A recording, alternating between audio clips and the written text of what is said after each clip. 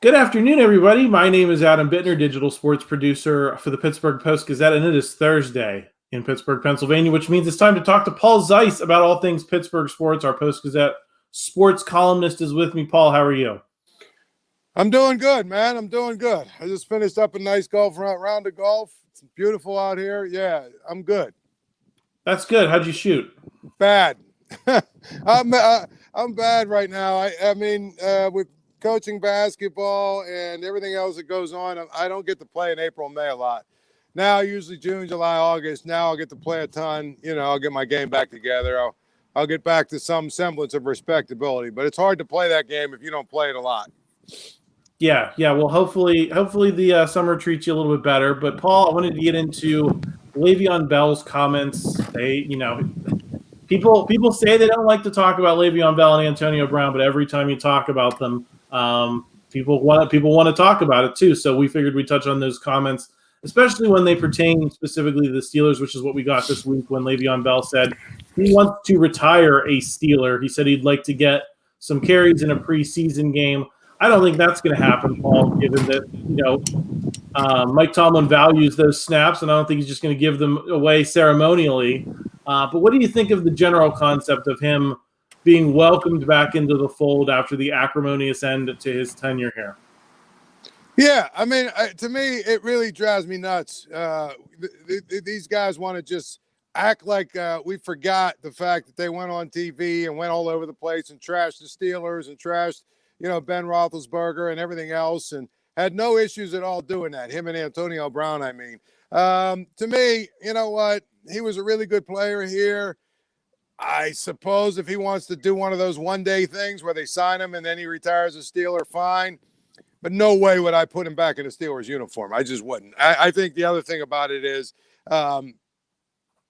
he still doesn't understand, seemingly, that when he was with the Steelers, he was a heck of a lot better than he was after he was with the Steelers. And so at the end of the day, the Steelers made him as much as he made the Steelers. And I feel like, there are still a group of people out there who want to try and revise history and make it sound like that, he had to do what he had to do. He did what was best for him and this and that and the other thing. What he did was cost himself $25 million at least.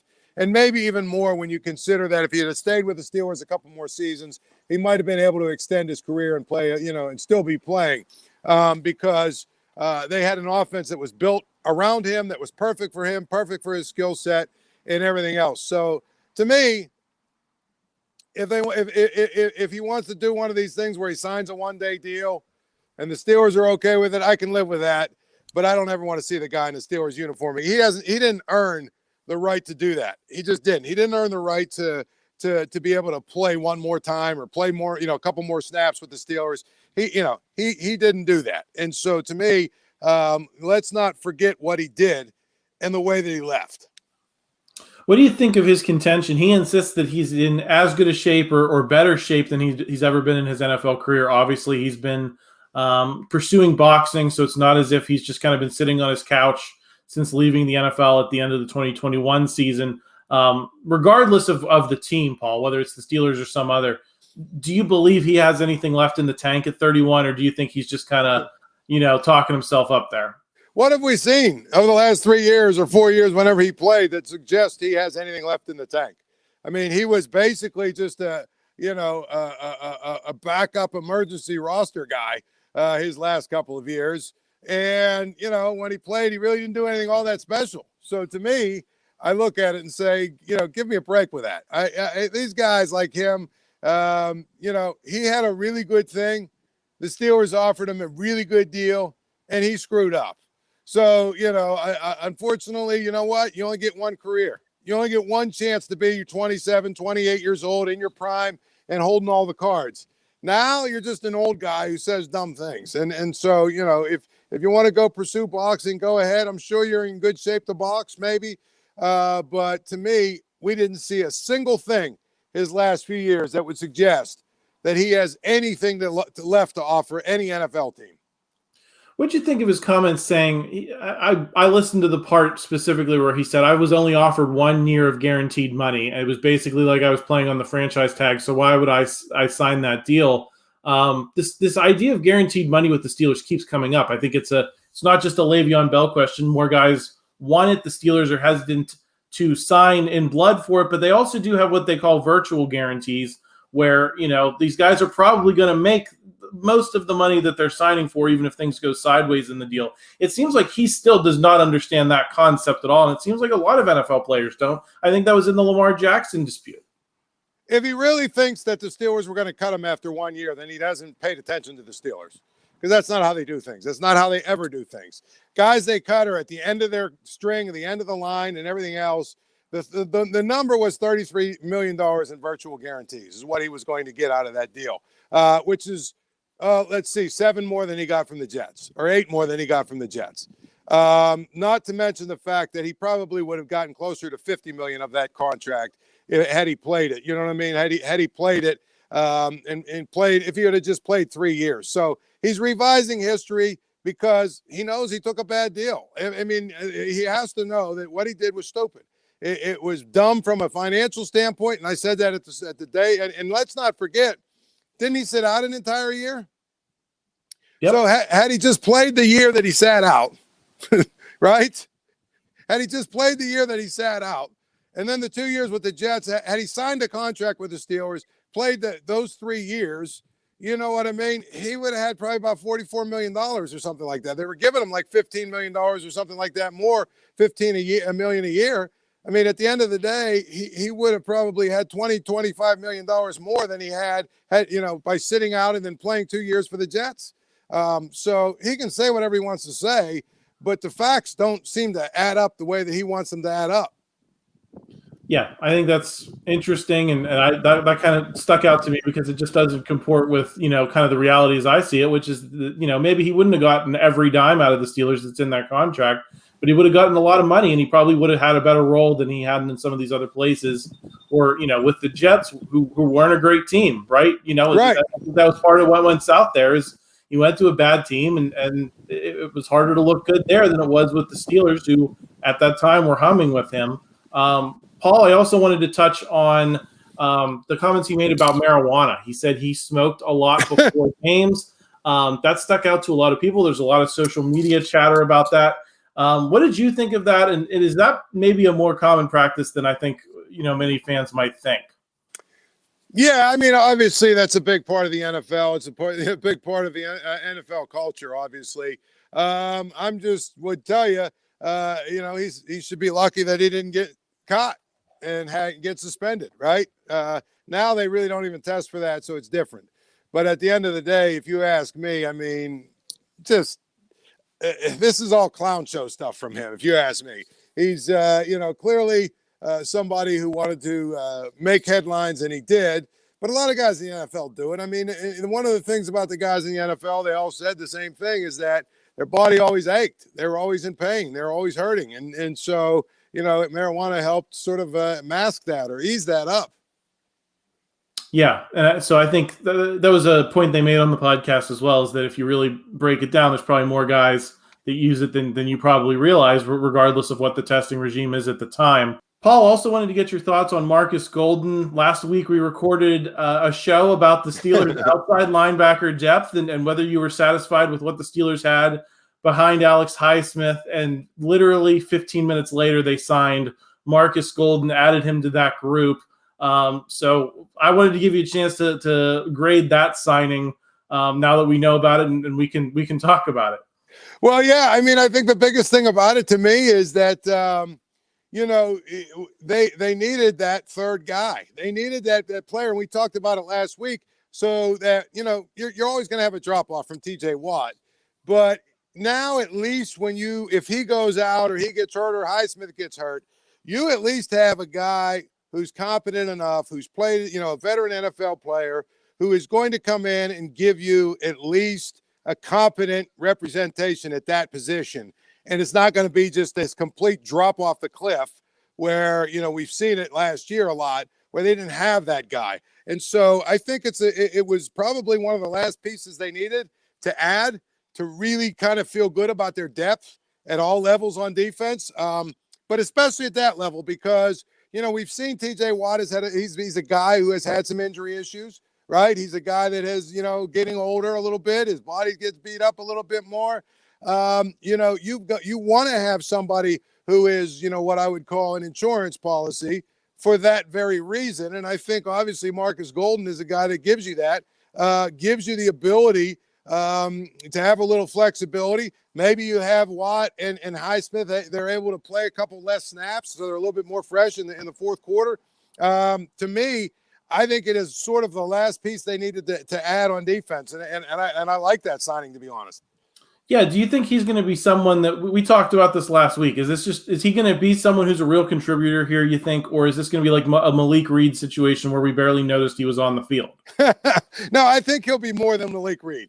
I think he'll be better than Malik Reed. I think he'll be somebody that probably actually plays a little bit, even when the other two guys are healthy. I think he's somebody who actually can play at a level high enough that you're going to have a chance, if you're the Steelers, to maintain your defense at a reasonably good level if he's out there. So now I don't see him being just sort of the guy, or I'm sorry, just being sort of a guy you throw out there. I actually think he's going to be someone that's going to contribute. Over under 5 sacks. For Golden? Say 4? Oh, yeah, for Golden. Yeah, for Golden, over under 5 sacks. I'm going to say over. I'm going to say over. Okay. I'm going to say he's going to have to play a few games. I'm going to say over. Okay. Yeah, I mean, I think that's kind of my baseline of like, are you contributing? Can you get some pressure and not just be the guy who's playing on the other side of Alex Highsmith if T.J. Watt's hurt? So I think that's a good number that if he hits it, I think that'll be a good sign for the Steelers. Paul, also want to switch topics here to the Pirates. You wrote a column this week questioning the contract extension that Derek Shelton was given early in the season based, partly on the strength of the Pirates' performance in April. Obviously, things have gone downhill pretty much since that deal was made public, and you're questioning whether it was the appropriate time. Do you want to talk about that a little bit more, Paul, and what your questions about that deal are? Well, I said at the time when they gave it to him, why give it to him now? Why give it to him now? Let's see what happens for 162 games. Now, they came back and said that the deal was actually done in the spring training, and it wasn't a reaction to the fact that he was 20-8 or whatever they were at the time when they were probably like 18-7 or whatever. It was like a couple days before the whole cliff fell out, the floor fell out. But whatever they were, this isn't a reaction to our good start. We were going to do this anyway. My question is why? What exactly have we seen?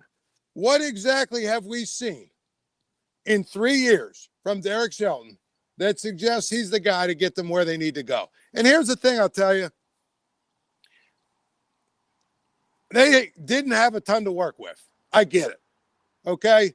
So when you say he has 3, and I count 2020 as a 100-loss season, even though they only played 60 games, but Adam, they were on pace to go 51-110 or 111. And quite frankly, they were bad enough. They could have lost 120 that year. Okay, let's throw that one out because that one's not on him. The next year, you know what? Let's throw that one out too. But last year, I just felt like they underachieved a little bit. I know they didn't have a ton to work with. I didn't think the pitchers got better. I didn't think they got better, at the basic fundamentals of the team, of playing baseball. So let's basically say 3 100-loss seasons in a row. Okay, if you want to blame lack of players, lack of, having guys actually come through the minors, they rebuild. It takes time, yada, yada. It's on Charrington. Okay, fine. But this year, you've got to show progress. And to me, I think they're going to win. Like I picked them to win 75 games. But at least, which would be like a 13, 14 game improvement. But you've got to let that happen. That's what's so frustrating. You got to let that happen. At the end of the year, if they win 75 games, give them an extension reward them for a job well done. Say, okay, now you got us on the right path. The next few years, we should have, the cavalry should be here. Yeah, all that other good stuff. And now we go forward. But Adam, what happens if, the 6-19 that we just witnessed? What happens if there's 2 or 3 more of those 6-19 stretches and this team, we're talking about a 97, 98 loss team? Why are you bringing the manager back in that case? It makes no sense. It's almost like you're telling your fans that you punted on 4 years because you have no expectations for your manager. So to me, I questioned it a month ago or a month when they were really rolling. And I question it now when they're basically, bobbling around 500. Why do it? It makes no sense. It made no sense then. And here's the other thing. That's 6-19, and I wrote this in my column. That's 6-19, okay? They looked a lot like the 100-loss team of the last 2 years. Bad base running. Horrific base running at some point. Bad defense. Head-scratching pitching moves, right? Lineups that you're reading and saying, this doesn't even make sense. Putting guys out there, the day after they make really big mistakes or really bad boneheaded plays as if accountability doesn't matter. All of those things, playing guys who aren't good enough, all of those things smell like a 100-loss team. And if that continues to happen, yeah, they don't have all the players they have and everything else in need. But here's the thing. They should be a little better than they are. And quite frankly, I got to question whether or not Derek Shelton and his staff are good at developing players. I got to question whether or not they understand how to put together a basic lineup every day that makes sense. I've got to question what they're doing on the base pass. I mean, like I was at the last game I was at, there was a base running error, and Derek Shelton said, oh well, I have full faith in my base coaches. Why? What have they done that you say you have full faith? So, long story short, and I know I went on a little too long there, but long story short, there was no need to do this until the end of the season. And I don't understand why they did. Well, and I have a theory about it, Paul. It's that you said that they're okay punting on 4 years. Ben Cherington made people very angry this past weekend when he said basically that the Pirates are exceeding their internal projections of what they should be, and that he's relatively pleased with that, regardless of how they look on the field right now. And you and I talk every week. It's 162 games. You can't judge a team based on how good it was at the beginning, how bad it's been for the past month.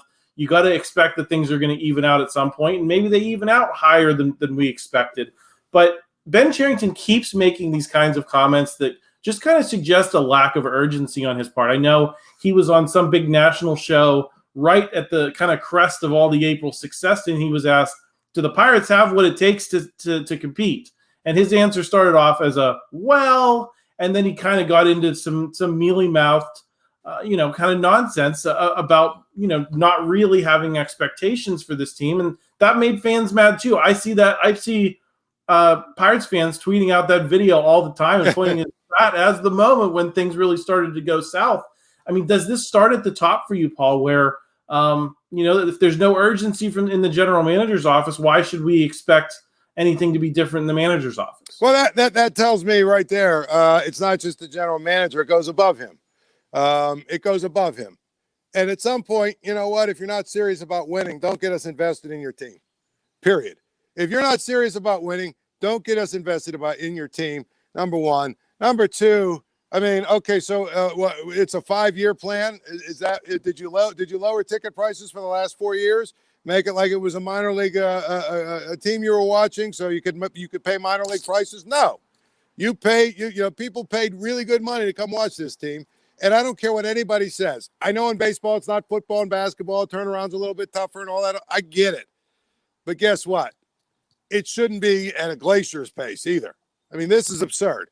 And when you're general manager of a team at the time that's 10 games over 500 is basically trying to cool down expectations, that's a very big red flag for me. A very, very big red flag for me. And so, we know what's going to happen. They're going to play the service time game as long as they can play it before they have to bring some guys up. They're going to do everything in their power to make sure that they don't have to, pay guys, and bring guys in. They're not going to trade at the deadline 4 players. They're probably going to get rid of guys like Rich Hill. I mean, it's the same thing over and over and over again. My question is, at some point, doesn't the expectations have to go up a little bit? And if they don't, then either the owner doesn't care, right? Or the general manager is completely incompetent. One of the two things has to be true, maybe both. And I think that's what's so frustrating about the Pirates is, when they were 20-8, people were like, oh, if they get to the trade deadline and they're in first place, they're not trading any prospects to try and get better this year. They're not, especially not for a rental player. So to me, that's why when they were 20-8, I said nothing I have seen or heard from this team suggests anything other than what I said at the start, which is it's a 75-win team. Because I think after the trade deadline, it'll be the same thing. We'll see a lot of younger players. We'll see a lot of, what Dejan calls waiver dudes and DFA guys that they pick up just to fill roster spots. You can't win that way. Yeah, and I'll throw Travis Williams' comments in there as well, Paul, of things that have angered fans basically during this season. I think it goes back to Pirates Fest, but he was talking about, oh yeah, we've made this place so much better because we have easier access to hot dogs. Maybe they go get an ice cream in the 5th inning and blah blah blah. Do these guys realize how they sound? Like we all bagged on Neil Huntington for the 10,000 simulations comment, which.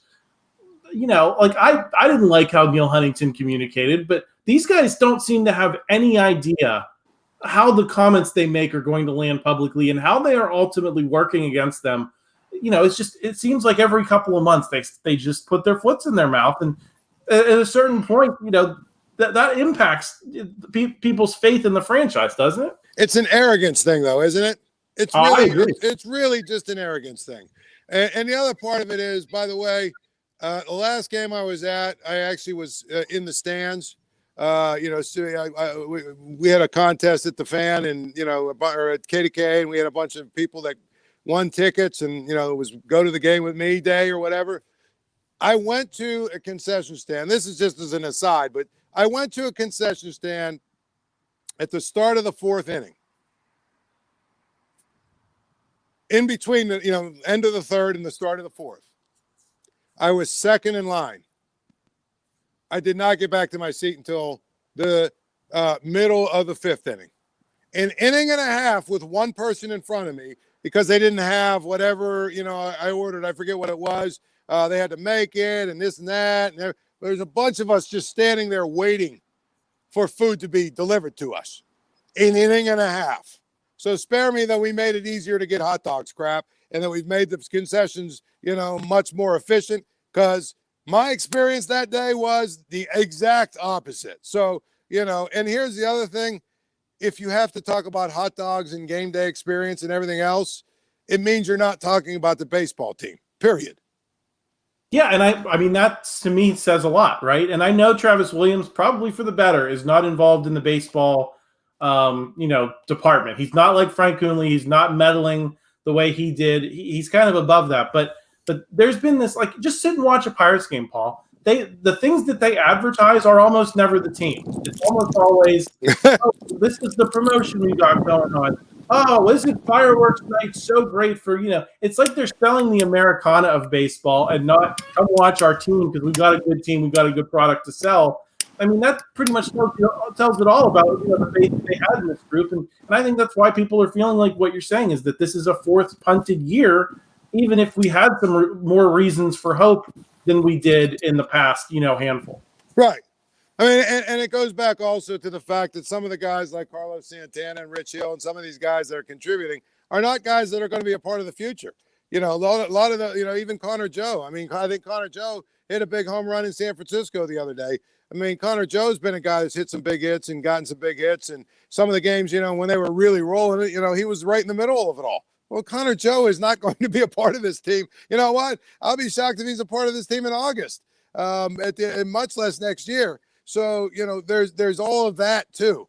Like, you had 3 years to rebuild. You should be selling a young, hungry, exciting team. And instead, you've got a team that, to me, I hope I'm wrong, but they look like they're just going to sort of fizzle out and be a team that wins. Maybe they'll get to 74, 75 wins, like I said, but we'll turn around and say, did we really make that much progress this year? That's the problem. I keep saying 2003, Paul. That's the year I keep bringing up because that was the year that Dave Littlefield signed a bunch of, veterans to kind of prop up the lack of minor league support. And I think we're kind of seeing that again. But that's a whole other can of worms, Paul. Well, we have plenty of time to get into all that stuff and how the farm system is working because I think we could do another 30 minutes on that. I did want to get into Pitt briefly. They've had a few big recruiting victories lately. They also got Blake Hinson to return from not the transfer portal. He was testing the NBA draft waters. He has decided to come back to the Panthers next season.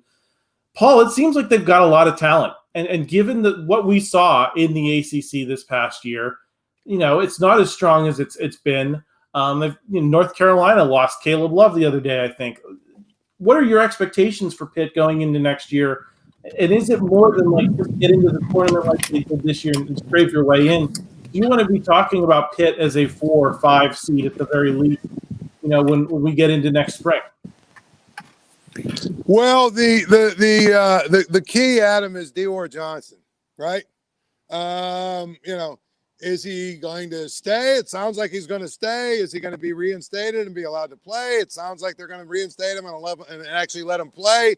And if he plays and if he's who we think he is, this team has a chance to be really, really good. You retained the twins from last year. You retained Federico, right? I think he's back. You've got Blake Hinson back. You've signed a really good class of freshmen. Now, the problem with a really good class of freshmen, it seems like you're now on track to build your program, but you know how it is. Next year they could all leave, and that's the stupidity of college sports right now. But for this season, I mean, they're obviously not as old as they were last year, and that's a big thing. But if Dior Johnson is who we think he is and can play at a level that we think he can play at, I definitely think they should finish in the top 5 in the ACC, and if you finish in the top 5 in the ACC and you do reasonably well in a couple of your non-conference bigger games, I mean, you have a chance maybe to be a 6 seed or a 5 seed, and I think that's what we should expect. I don't think expectations should be less than that, because I think if you look at their roster, they should be really good. They should be. They're deep. They've got a lot of really good, skilled offensive guys. They've got length. And should be able to protect the rim and play defense. There's no reason why they can't be a 4 seed, 5 seed, 6 seed. Finish in the top 5, maybe even top 4 in the ACC, and go from there. How big is getting Hinson back for you, Paul? Is what did you like about his game specifically as a guy who played a big role in his coming back? The biggest thing is you've got now a really veteran guy, who's in his 6th year of college or whatever he is, but you've got a really veteran guy who's a shot maker. I mean, let's face it. I mean, he doesn't do a ton of else, but he's a shot maker, and you need that. In today's college basketball, you need that. How many games, where the other team's making a run and they're reeling and they're looking for an answer, and Hinson steps up and shoots one of those ones where the coach goes, no, and it goes in, right? I mean, 25-footers, 24-footers. He's a guy that's going to score. He can really score, and you need that guy. And on top of that, he's a veteran presence. He's somebody who is experienced winning, and can help even. I mean, the Twins are still young, right? I mean, there's still some young, the 4 or 5 freshmen they have. I mean, to me, he is really, really important, obviously, to their success. But I'm going to tell you, it really boils down to what do they get out of Dior Johnson. Another big college sports topic I wanted to get you out of here on, Paul, was it was the 3rd week in a row we found out Penn State's going to be playing another primetime game. They already have 3 of their 12 lined up to be in primetime. This one's going to be against Michigan State on Black Friday in Detroit, indoor Ford Field. It's part of NBC's move to have a night game every week in November, which Big Ten teams have traditionally shied away from because it's cold in Big Ten country in November. Fans don't want to sit outside. But here we go. We're going to be doing this, Paul. There's going to be a lot more of these games at night. Big games are going to be played at noon instead of at night. Penn State, Ohio State, Penn State, Michigan, because Fox gets the first pick, a lot of those games are going to end up at noon. It's really an upending of kind of the tradition of especially Big Ten football. But, these trends are going across the sport, Paul. What do you make of how this Big Ten television contract is kind of changing expectations for fans? I would point to the fact that the Big Ten teams are getting, $70-80 million from the Big Ten. So be very, very happy. I mean, you could be the Big 12.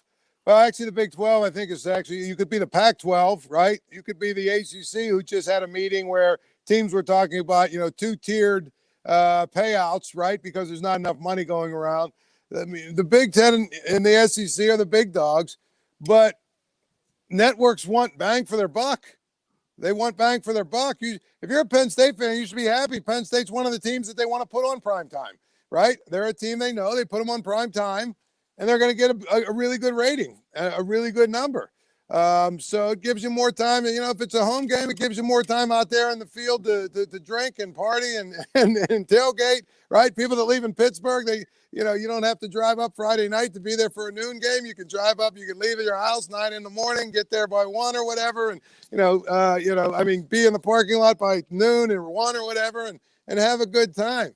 I am, Adam, the worst person to ask and it's the same thing with the Steelers flex games and all the whining about that. Listen, if you haven't figured it out by now, television drives the bus. And you should be happy that your team is one of the teams that networks want on TV. Period. If the Steelers were a team or Penn State or the Steelers were a team that nobody wanted on TV, guess what? They'd be playing at 1 o'clock every week on Sunday or at noon every week on Saturday. And that would be that. But they're not. They're teams that are premium prime teams. And I think that the thing about it is, in terms of Penn State, especially if they start winning, those numbers are going to be huge for those games. If they win and they're, probably in November, you're going to start playing some of those big games. Some of those not so big games are going to try and figure out a way to get them on TV with the most sets of eyes watching. So I feel like, you got to roll with the punches sometimes, but you got to understand, the Big Ten has gotten a ton of money from the networks, So you're going to have to live with some of this stuff. You could be the Pac-12 who right now, last I looked, they're begging and pleading and trying to hold on to Colorado. And, they lost USC and UCLA, and now Oregon's looking for an out. I mean, you could be that. You could be the ACC, who was in Florida last week or 2 weeks ago or whatever it was, and they were, talking about how Florida State and Clemson should get more money because they're national brands, because there's not enough money to go around than, say, Boston College and Syracuse.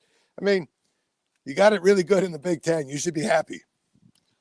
Yeah, I tend to agree with you there, Paul. I think one thing I don't like about the Big Ten's television deal is that you are playing these games at noon. I kind of like when the day builds to the big game at the end of the night, and you're getting that time to get fired up. I'm going to miss Penn State and Ohio State, Penn State and Michigan in prime time in the whiteout, or at the big house under the lights. I've always kind of enjoyed that, but I think the net result, Paul, is good for the Big Ten because you're making more money. And also, I think you made an important point. I think Penn State has a chance to be in primetime a lot and maybe get more viewers than they would have if they were in that because, there's a lot of games at noon. And yeah, there's a big one. And yeah, Ohio State, Michigan is going to draw up big ratings.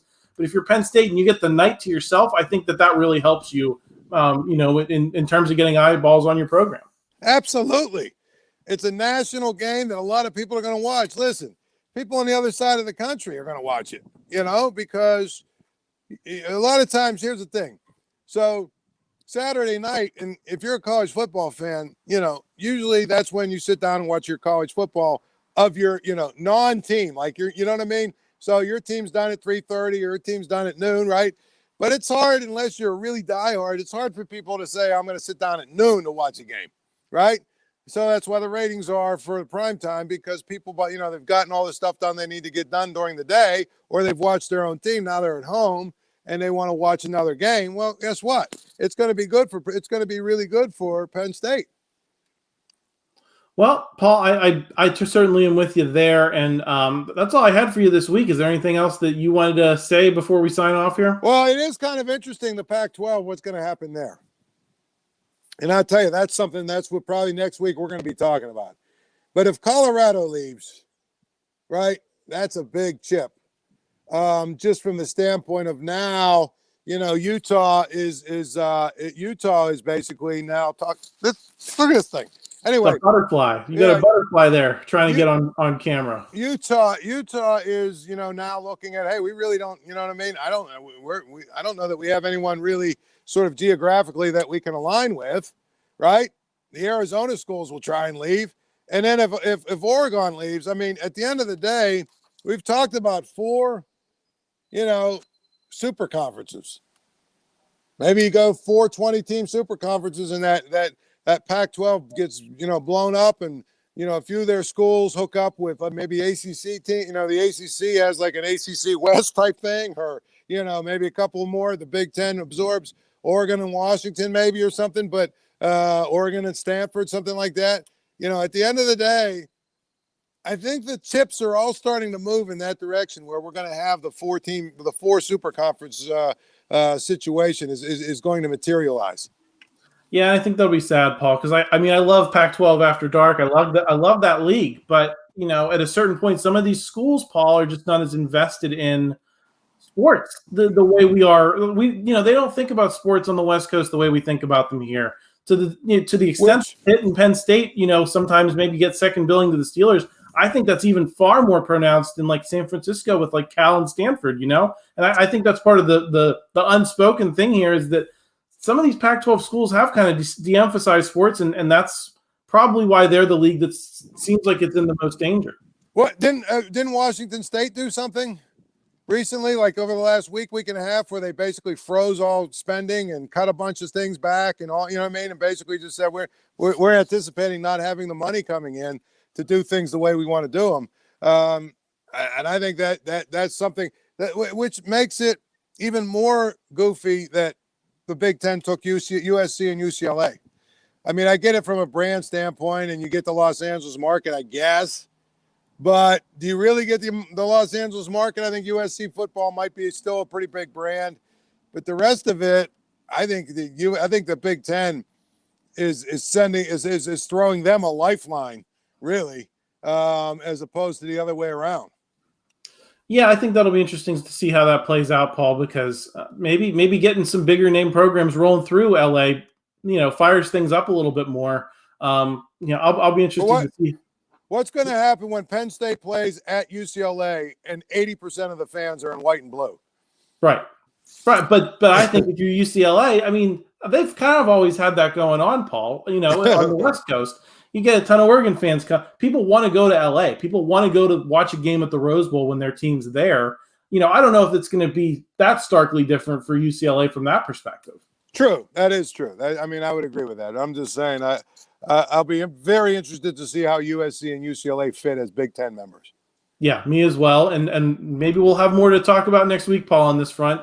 Looking forward to it. But thanks for stopping by, and thanks everyone for watching. Always a lively conversation. Make sure you're tuned in. I want to get this tease in, Paul. We are going to have Bryant McFadden joining the North Shore Drive with Christopher Carter on Friday, the former Steelers cornerback, going to give you his thoughts on this team and the NFL. So make sure you're subscribed. Make sure you check that video out because it's going to be a good one. Some nice Steelers off-season content for you. Other than that, Paul, I'm going to sign off and look forward to talking to you next week. Sounds good.